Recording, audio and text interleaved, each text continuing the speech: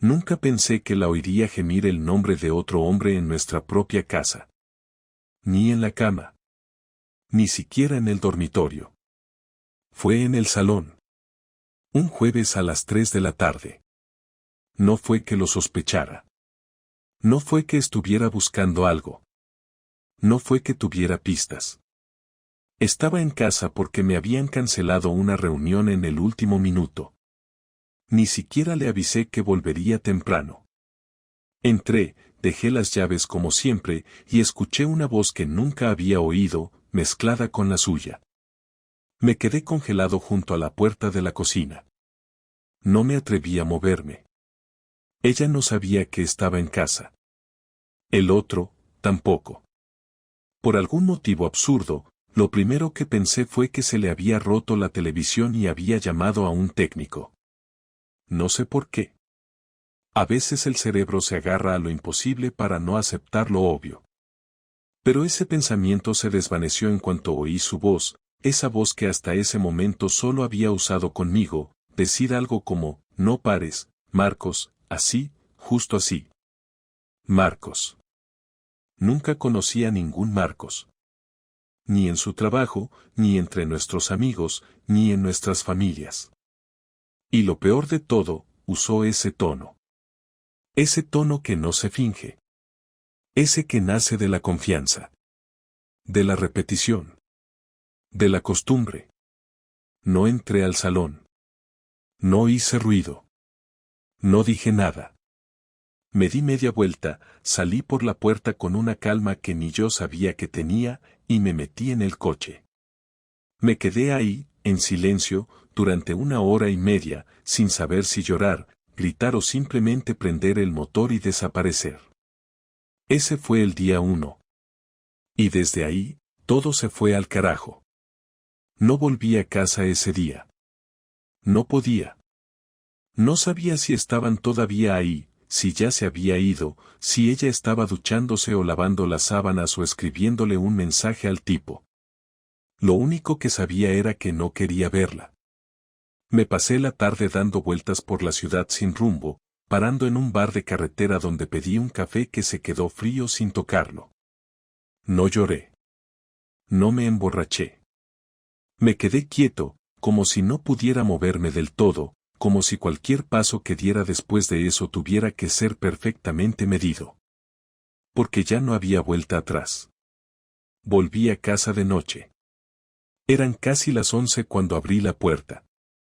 La casa olía a comida recalentada, como si hubiera preparado algo rápido solo para cumplir. No había rastro de él, eso era evidente, y ella estaba en pijama en el sofá, con una película puesta que ni estaba viendo. Me miró como si acabara de volver de la guerra y dijo con voz neutra, ¿dónde estabas? No supe qué responderle. Tenía muchas opciones, todas inútiles. Podía decirle la verdad, podía fingir que todo estaba bien, podía tirar todas sus cosas por la ventana o quedarme callado. Elegí la última. No dije nada. Caminé hasta el baño, me duché, me metí en la cama. Ella no vino. Se quedó en el salón. Durante los 3 días siguientes, fingí. Hice como si nada hubiera pasado. Me levantaba, me preparaba el desayuno, me iba al trabajo. Volvía, cenaba, ponía la televisión. Ella hacía lo mismo, con una calma fingida que empezaba a irritarme. Nadie decía nada, como si estuviéramos esperando a ver quién rompía el silencio primero. Pero yo no lo iba a hacer.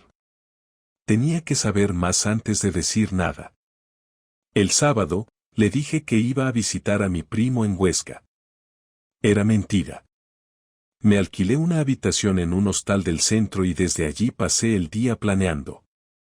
Llamé a uno de los chicos del trabajo que tenía una tienda de informática, le pregunté si conocía a alguien que supiera hacer seguimientos discretos. Tardó 4 horas en mandarme el contacto de un tal Raúl. Me costó convencerlo de que no era para un lío raro. Me citó el domingo por la mañana en un bar cerca del Parque Grande. Raúl era directo, sin florituras. Me explicó cómo funcionaba, Cámaras pequeñas, rastreo por GPS, acceso remoto al ordenador si podía conseguirlo. No hizo preguntas personales. Solo me pidió que le dijera que quería saber exactamente. Quiero saber con quién se acuesta mi mujer. ¿Cuándo, dónde y desde cuándo?, le dije. Asintió. Me dio una lista de lo que iba a necesitar, una copia de las llaves del coche, acceso a la casa sin ella dentro, un horario aproximado de sus salidas. En 2 días le entregué todo. El lunes siguiente empezó todo. Él se encargó de instalar una cámara en la entrada de casa y otra pequeña en el salón. También colocó un micrófono en la lámpara y un GPS en su coche. Me explicó cómo funcionaba el acceso remoto desde el móvil. Yo no quería mirar al principio. Me daba asco, miedo, todo junto. Pero terminé haciéndolo. No el primer día, pero sí el segundo. Era miércoles cuando vi a Marcos. No era como me lo imaginaba. No era guapo, ni carismático, ni parecía especialmente interesante. Tenía pinta de tipo común, de esos que no llamas la atención en una fiesta. Entró con una seguridad que me dolió. No parecía la primera vez que iba. Traía una bolsa de papel con comida, se la dio a ella, se sentaron en el sofá y empezaron a hablar como si fueran pareja de toda la vida. Ella le preguntó si había llamado a su madre, él le dijo que sí, que le había preguntado por ella.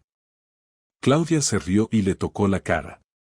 Yo apreté el teléfono como si pudiera romperlo. No se besaron de inmediato. Hablaron casi 1 hora. Como si no les hiciera falta nada más. Luego sí, se besaron, se tocaron.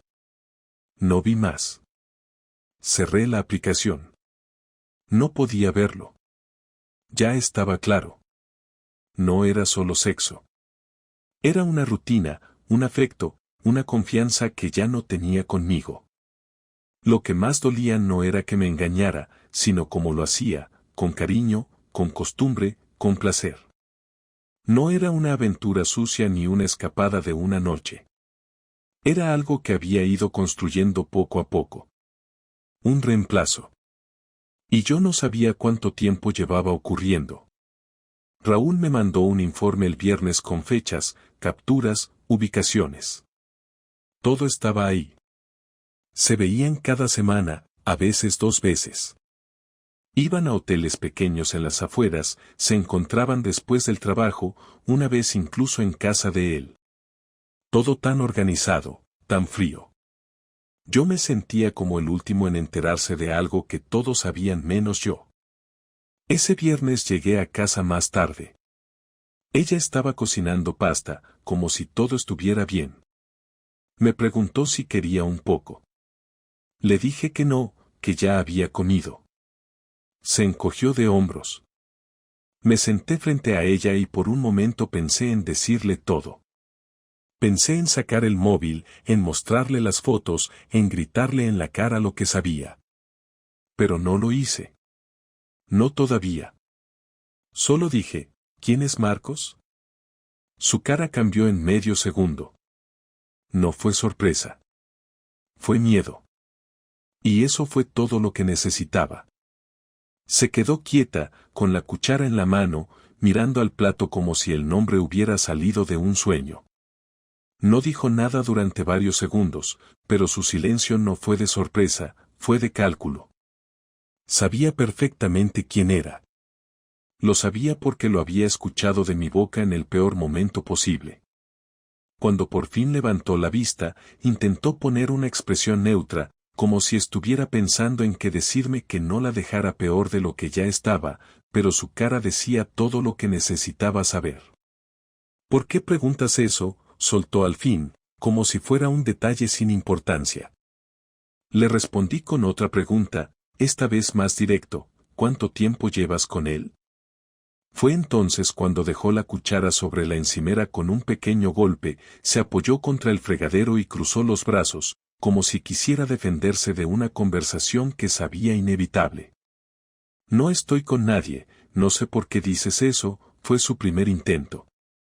Ni siquiera lo dijo con convicción, solo como si estuviera siguiendo un guión que ya no le salía natural.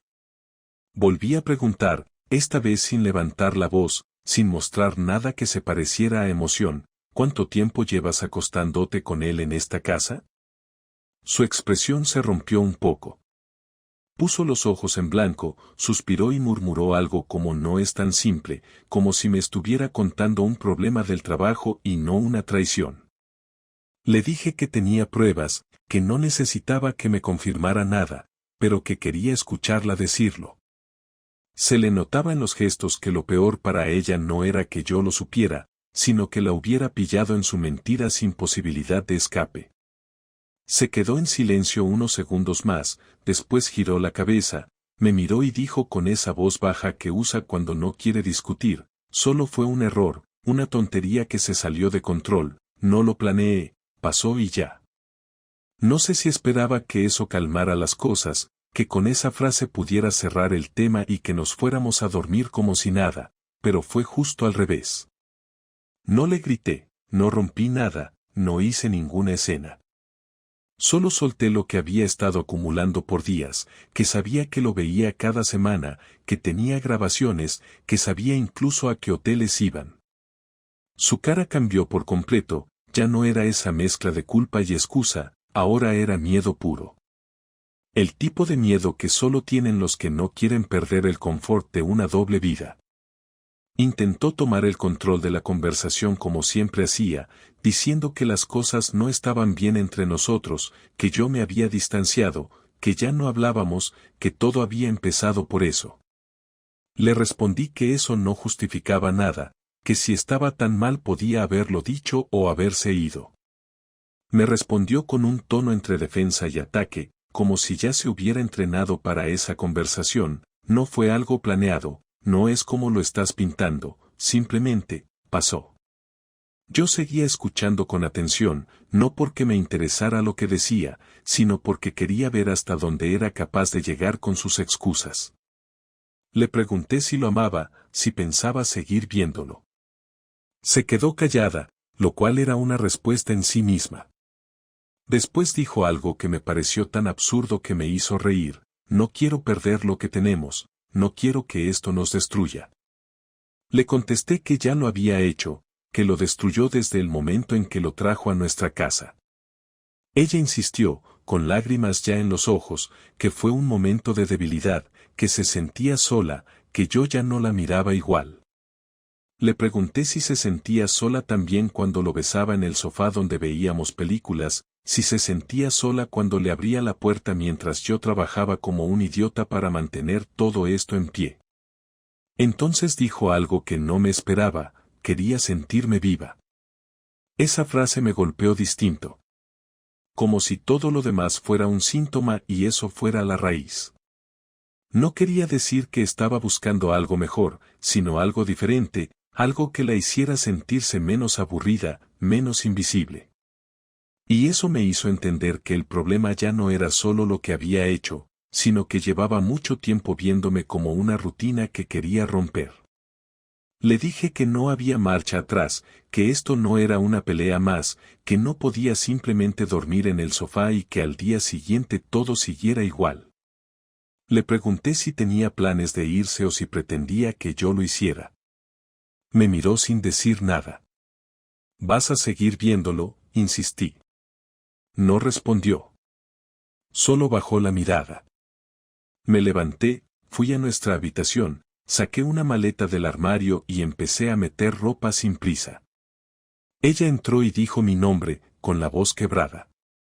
Le pedí que no hiciera una escena, que esto no era una película, que ya estaba hecho todo. Ella lloraba, me pedía que no tomara decisiones en caliente, que habláramos más tarde, que fuéramos a terapia. Le dije que no necesitaba terapia, que no necesitaba explicaciones, que solo necesitaba irme antes de que la poca dignidad que me quedaba se perdiera del todo. Cuando salí de la casa con la maleta, ella estaba sentada en el borde de la cama, llorando en silencio. No dije adiós. Cerré la puerta y me fui. En el coche, no puse música, no llamé a nadie. Solo manejé por las calles de Zaragoza sin rumbo, con una única certeza: ya no había nosotros. Dormí en el sofá del piso de mi amigo Sergio, un compañero del trabajo que apenas sabía nada de mi vida personal y prefería que siguiera así por el momento. Solo le dije que había tenido una pelea fuerte con Claudia y necesitaba un sitio para quedarme unos días. No preguntó, solo me dejó las llaves y me dijo que me sintiera como en casa. Fue un alivio no tener que explicar nada, pero también me hizo sentir más solo de lo que estaba preparado para admitir. En esa casa ajena, rodeado de fotos de gente que no conocía, empecé a pensar qué hacer con todo esto. Tenía pruebas, tenía la confesión, tenía todo lo necesario para destruirla si quería, y la verdad es que la idea me rondaba la cabeza desde el momento en que supe el nombre de ese tal Marcos. La primera idea fue simple: contárselo todo a su familia. No por venganza en sí, sino porque siempre me sentí como un tonto cada vez que hablaban de lo afortunada que era Claudia por tenerme. Su madre me trataba como un hijo más, y su hermano mayor, aunque era distante, me respetaba. Pensé en mandarles el video que tenía guardado, donde se los ve juntos en nuestra casa, riéndose, comiendo, tocándose. Pero algo me frenó. Tal vez el hecho de que aún no había digerido todo lo que había pasado. No era miedo, era una mezcla rara entre cansancio y frialdad, como si necesitara más tiempo para entender que parte de todo eso me dolía más. Decidí empezar por algo menos frontal. Fui al instituto donde trabajaba Claudia. No entré. Me quedé en el coche, observando desde lejos. Vi cómo salía a las 2:30, caminando tranquila, sin ninguna señal de estar cargando con la culpa de haber destruido 10 años de vida compartida. Se subió a su coche, hizo una llamada desde el móvil, y luego arrancó. La seguí durante 20 minutos. Fue directo al edificio donde vivía Marcos, un bloque de pisos grises al otro lado del río. Aparcó como si ya conociera el sitio. Entró sin llamar. Me quedé allí, en el coche, viendo la puerta cerrarse detrás de ella, y sentí una rabia tan directa que por poco bajo y entro yo también, pero no lo hice. No porque no quisiera, sino porque no era el momento. Esa noche empecé a hacer llamadas. Llamé a un abogado. Le dije que necesitaba iniciar un trámite de divorcio y quería saber exactamente qué pasos debía seguir. Me pidió que pasara por su despacho al día siguiente y le llevara toda la documentación que tuviera. También me preguntó si había hijos de por medio, y al decirle que no, todo pareció simplificarse. Me explicó que si podía probar la infidelidad, podría presentar una demanda contenciosa que podría ahorrarme ciertas complicaciones económicas. Le dije que tenía pruebas, vídeos, ubicaciones, hasta fechas. Me pidió que se las enviara por correo, que él las revisaría y prepararíamos el escrito inicial. Esa misma noche escaneé todo y se lo mandé. Fue la primera vez en días que sentí que estaba recuperando el control. Lo siguiente fue hablar con mis padres. Ellos vivían en Teruel y no sabían nada. Mi madre fue la que atendió el teléfono. Me preguntó cómo iba todo y le dije que necesitábamos hablar en persona, que iría el sábado. No quiso esperar, me presionó hasta que solté algo. Le dije que Claudia me había engañado y que nos íbamos a divorciar. Hubo un silencio largo. Después solo dijo: ven cuando quieras. Mi padre, más callado, apenas comentó nada. Él era así, siempre dejaba las emociones para los demás. Pasaron 3 días sin contacto con Claudia. Ni una llamada, ni un mensaje, nada. Yo tampoco la busqué. El abogado me mandó el borrador de la demanda, revisé los detalles, le pedí que incluyera la fecha del video como prueba principal. También le dije que no quería compartir el piso, que ella se fuera. Me dijo que eso podía complicarse si ella lo discutía, pero que era viable si probábamos la relación extramatrimonial sostenida. Acepté. El viernes por la tarde, volví a casa sin avisar. Necesitaba recoger unos documentos personales que estaban en mi escritorio. Ella no estaba. La casa estaba limpia, demasiado limpia, como si hubiera hecho una limpieza profunda para borrar algo. Mis cosas seguían ahí, pero noté que varias de sus cosas ya no estaban en la habitación. Ropa, libros, su neceser, hasta algunos cuadros pequeños que le gustaban. No había nota, ni mensaje. Me fui sin tocar nada más. El sábado fui a ver a mis padres. Les conté todo. Les mostré las pruebas. Mi madre lloró. Mi padre dijo que no sabía qué decirme. Me ofrecieron quedarme con ellos un tiempo, pero les dije que estaba bien, que tenía donde quedarme. Lo que más me dolió fue ver cómo intentaban consolarme sin saber cómo, como si también ellos se sintieran traicionados por ella. Y en cierto modo, lo estaban. La habían querido como a una hija. Esa noche, mientras cenábamos, recibí un mensaje de Claudia. Solo decía, ¿podemos hablar? No respondí. 5 minutos después llamó. Tampoco contesté. No porque no quisiera hablar, sino porque ya no tenía nada que decirle. Todo lo que importaba ya estaba en manos de un abogado. Si quería hablar, sería allí. Una semana después, recibí otro mensaje de Claudia. Esta vez fue más largo, decía que necesitaba hablar conmigo, que no entendía por qué estaba siendo tan frío, que merecíamos al menos una conversación sin abogados de por medio. Me pareció una ironía. Me pidió una conversación honesta justo cuando lo que había destruido todo era la falta de honestidad. Pero no respondí de inmediato. Esperé 2 días más. Luego le escribí un solo mensaje: podemos hablar el miércoles a las 18 en el piso, pero solo tú y yo. Nada de rodeos. Ella contestó al minuto con un gracias. No me gustó ese gracias. Me sonó a alivio, como si todavía creyera que tenía espacio para negociar algo, como si pensara que era una situación que podía reparar con palabras y no con hechos que ya no se podían borrar. Llegó el miércoles y fui puntual. Toqué el timbre de mi propia casa, aunque tenía llaves, porque quería dejar claro desde el principio que ya no éramos lo que éramos. Ella abrió la puerta y estaba nerviosa, pero contenida. No lloraba, no fingía estar alegre, solo parecía estar en una reunión laboral donde se trataba un tema delicado. Entré sin decir nada, me senté en el salón y esperé a que empezara. Ella lo hizo, claro, con esa voz que usaba cuando sabía que no tenía margen para errores. Me dijo que lo que pasó con Marcos fue un error, que no sabía cómo detenerlo una vez que empezó, que no era una persona fría ni calculadora, que simplemente se vio envuelta en algo que no supo cortar a tiempo. No interrumpí. Solo la escuché. Después me preguntó si estaba decidido a seguir con el divorcio.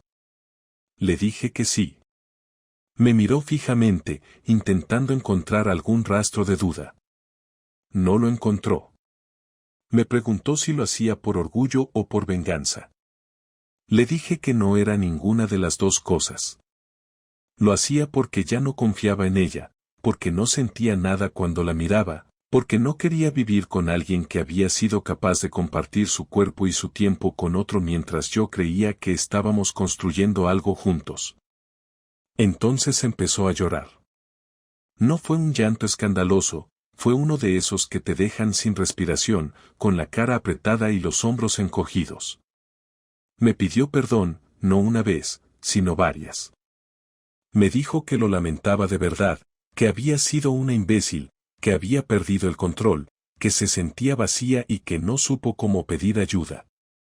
Todo eso me habría dolido mucho una semana antes, pero ahora solo me parecía tarde. Le dije que había iniciado el proceso legal, que el abogado ya tenía toda la documentación, que ella recibiría la notificación en pocos días. Se secó las lágrimas con la manga del jersey y preguntó si había otra persona. Me reí, no porque fuera gracioso, sino porque era absurdo. Le dije que no tenía cabeza para eso, que bastante tenía con intentar recomponer mi vida sin hundirme. Entonces fue cuando dijo lo único que realmente me afectó en toda la conversación: yo sí te amé, Javier. Mucho. Pero me perdí. Me quedé callado un momento, no porque no tuviera respuesta, sino porque entendí que ella seguía sin comprender que no era una cuestión de amor, sino de respeto, de lealtad, de límites que una vez cruzados ya no se pueden desandar. Me preguntó si podía quedarse en el piso hasta encontrar otro sitio. Le dije que sí, pero solo un par de semanas. Que yo ya estaba fuera, que no volvería a dormir ahí, y que esperaba que durante ese tiempo ella respetara ese espacio. Me dijo que lo entendía.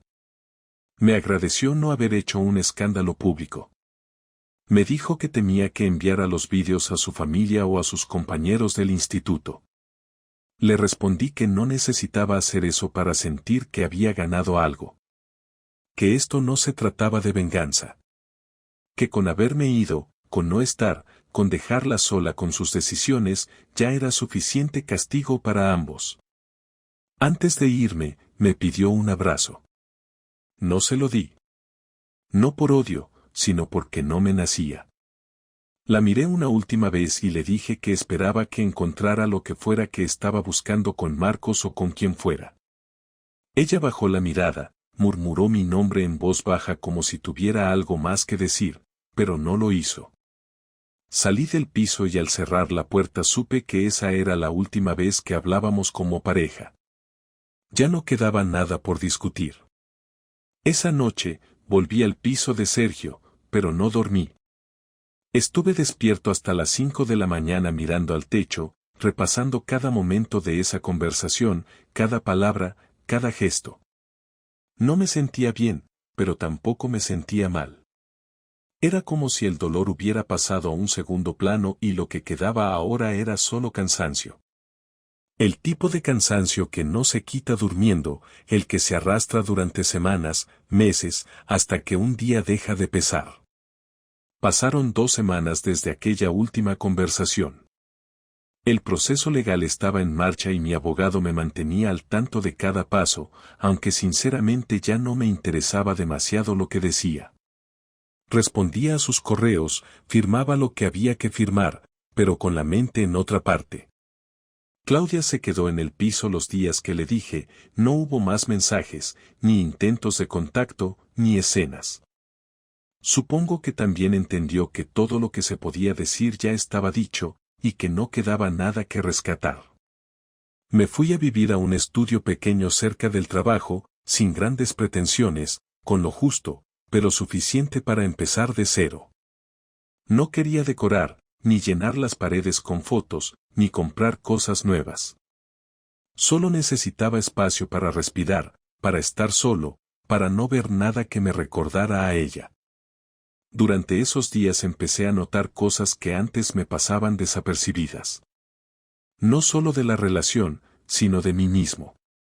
Me di cuenta de cuántas veces había evitado conflictos con tal de no discutir, de cuántas veces había aceptado silencios incómodos, de cuántas veces había creído que el amor se demostraba simplemente estando ahí, cumpliendo, aguantando. Y también entendí que Claudia no fue la única responsable de cómo terminamos. Sí, fue ella quien cruzó la línea, fue ella quien trajo a otro a nuestra vida, fue ella quien destruyó la confianza, pero yo también había dejado que la rutina se convirtiera en normalidad, que la distancia se volviera cómoda, que las cosas importantes se dejaran para después. No fue un consuelo, pero sí una forma de entender que esto no era solo una tragedia personal, era una lección que debía aprender, aunque fuera a la fuerza.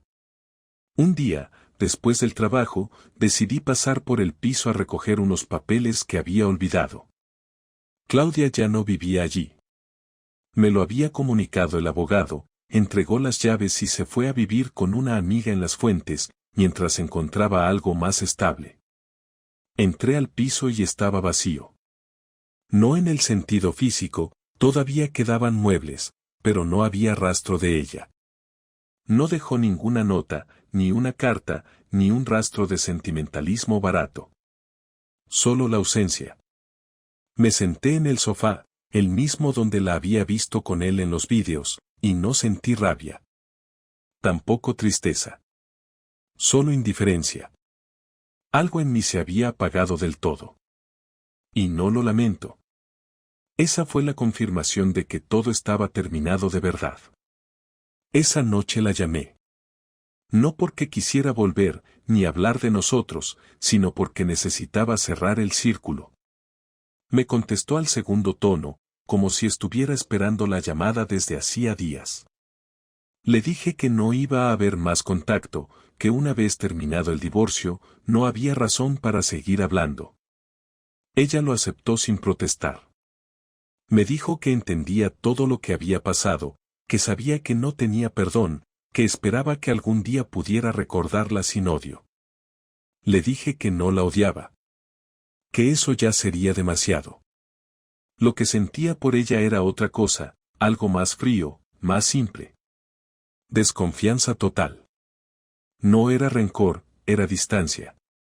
Ella se quedó en silencio unos segundos y luego preguntó si podía decirme algo sin que lo tomara a mal.